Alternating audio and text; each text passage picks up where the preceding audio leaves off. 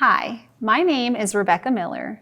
I'm a reading intervention specialist in the Education Studio here at the Richland Library. I would like to start by thanking you for taking the time to explore our blog and learn more about structured literacy. If you are an educator or caregiver that's looking for more tools to help support a reader at home, we'd love to partner with you. You can reach out to us by emailing the Education Studio at readingspecialists@richlandlibrary.com. In this video, we will tackle the complicated subject of sight words.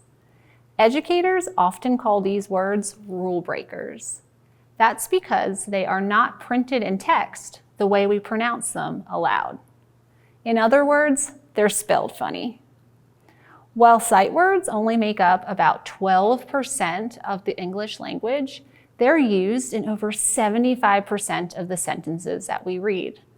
This is why it's very important to train students to read these words by sight. Knowing sight words will help your student become more independent and a more fluent reader. In this video, I will show you quick and easy techniques to tackle sight words. Come with me and let's get started. Before we begin, it's important to note to instructors that sight words are often labeled many different things.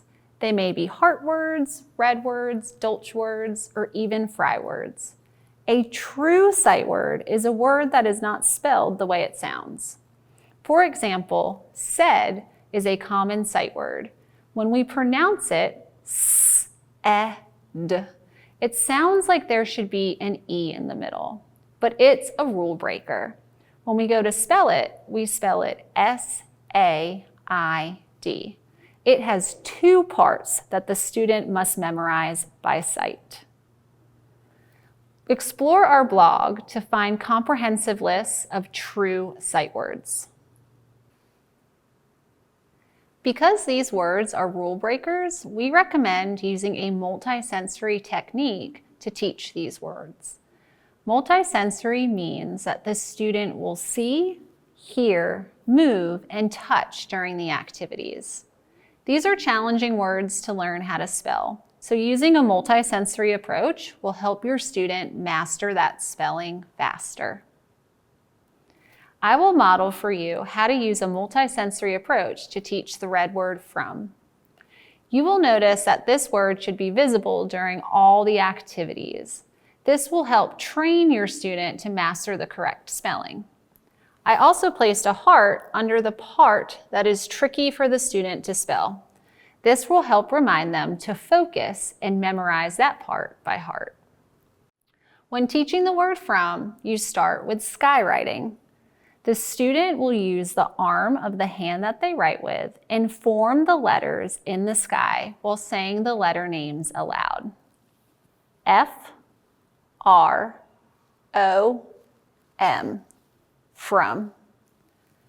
After they say all the letter names, they will read the entire word while underlining it. Next, they will tap out the letters down their arm. F-R-O-M, from. Then they will trace on a bumpy surface, carpet, or just the table. Remember, they will say the letter names aloud while tracing. F-R-O-M, from. Finally, the student will write the word on a piece of paper or a whiteboard using a marker. F-R-O-M, from. Completing the activity in this sequence allows your student to see, say, and read the spelling multiple times before going to write it. This will ensure that they will memorize the correct spelling of this tricky word. I will now model for you how to run through this activity from beginning to end. Here to help is Lachey, a librarian in the children's room here at Richland, Maine.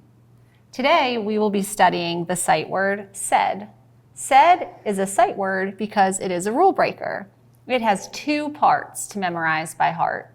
Can you read this word back for me? Said. Excellent.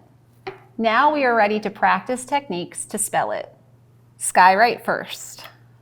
S-A-I-D, said. Tap it out. S-A-I-D, said. Trace on the table. S-A-I-D,